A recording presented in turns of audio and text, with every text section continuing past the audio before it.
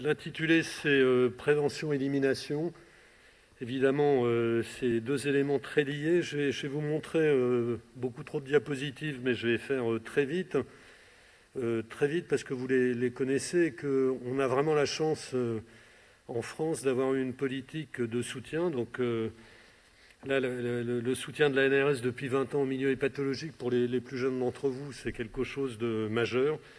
Sachez que précédemment, on était dans le cadre des appels d'offres INSERM et qu'on avait donc des grosses difficultés de soutien. Et donc, c'est vraiment 20 ans de soutien à la recherche clinique et préclinique en hépatologie avec la NRS. Donc, c'est bien d'entendre que ça continue. Alors, l'élimination, vous savez que l'OMS a prévu un plan d'élimination pour 2030. Le point important là sur la diapositive, c'est que vous voyez qu'en réalité, ce n'est pas une élimination complète, mais une réduction de 90% des nouvelles infections et une réduction de 65% de la mortalité. Donc ça reste évidemment ambitieux.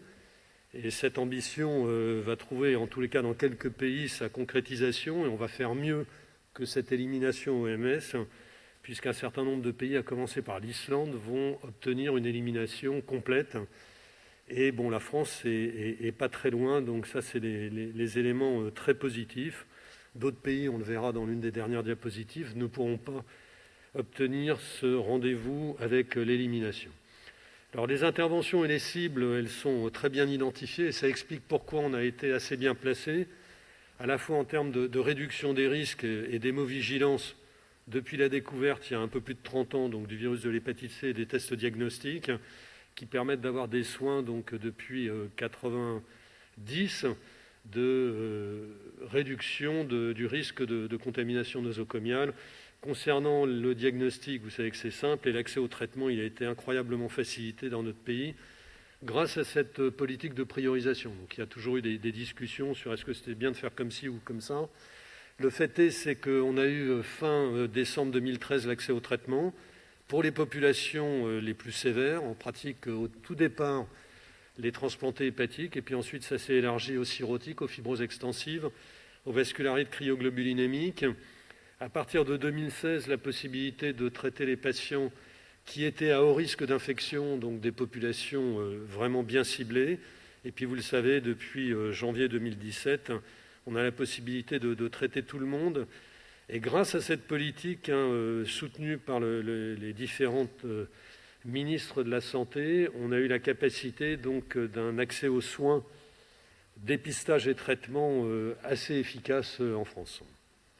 Alors, je vous montre cette cascade de soins parce que c'est classique. C'est classique pour stimuler, je dirais, l'ensemble des intervenants. Les chiffres sont faux, bien que ça soit publié dans des très bons journaux, parce que c'est très difficile de suivre la dynamique d'actualisation des chiffres. Là, quand on voit 17 500 patients guéris, donc en 2017, vous savez qu'aujourd'hui, uniquement avec les antiviraux oraux, depuis 2014, c'est pas loin de 70 000 sujets qui ont été traités et guéris. Donc il faut actualiser ces chiffres. Et donc actuellement, par exemple dans la cohorte hépatère, mais qui est probablement une vision biaisée, donc la cohorte de la NRS, à laquelle vous participez nombreux, c'est seulement 5% des patients qui ne sont pas traités pour ceux qui étaient infectés chroniques par le virus de l'hépatite C. Donc il y a énormément d'efforts à faire au niveau du dépistage et de l'accès aux soins, mais pour les populations les plus vulnérables, mais pour beaucoup de Français, la mise à disposition des traitements a permis une guérison.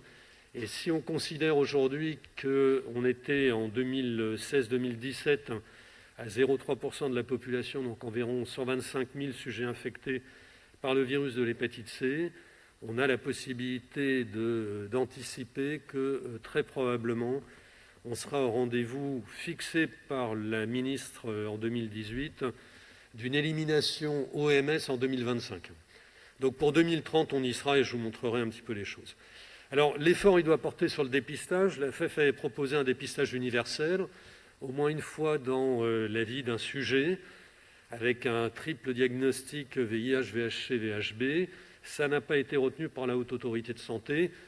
C'est parfaitement défendable, notamment pour des raisons économiques. Et donc c'est clair, et on l'a évoqué déjà ce matin, qu'il va falloir aller chercher les patients infectés. Donc on connaît quelles sont quand même les populations les plus infectées.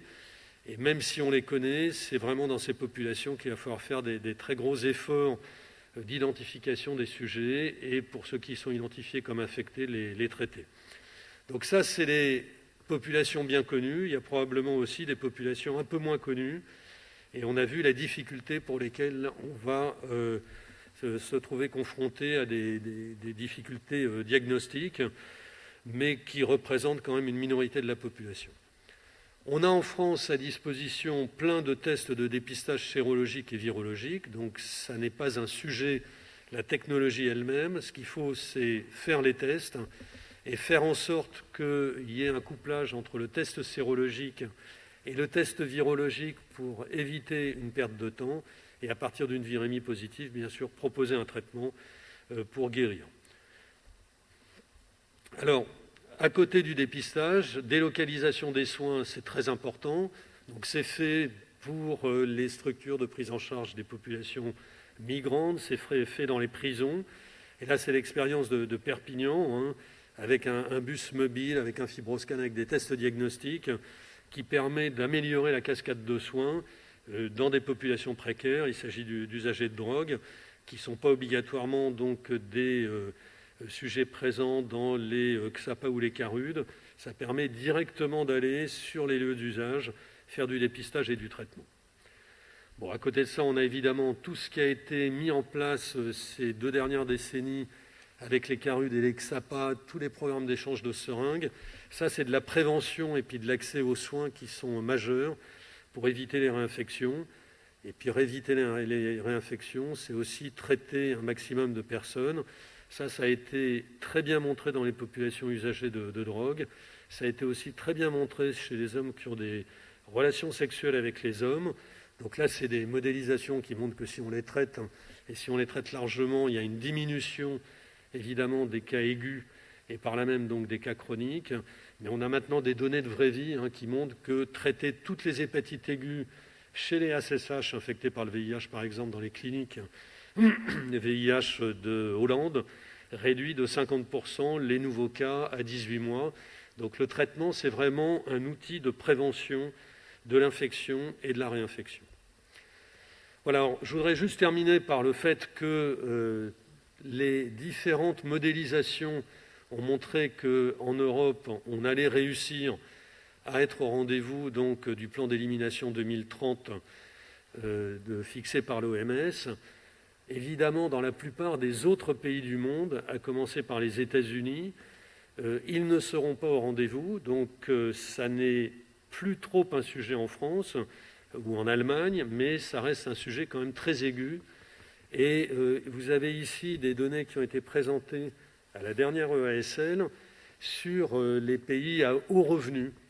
Et on voit que sur ces pays à haut revenu, c'est seulement une dizaine de pays, dont la France, que vous avez ici, qui seront au rendez-vous de l'élimination 2030 selon l'OMS, avec donc un certain nombre de pays comme les États-Unis, mais aussi d'autres pays donc à haut revenu qui n'y seront pas, à la fois parce qu'il n'y a pas de politique de réduction des risques, à la fois parce qu'il y a des restrictions de l'accès au traitement en fonction de la fibrose, à la fois bien sûr pour des raisons de remboursement.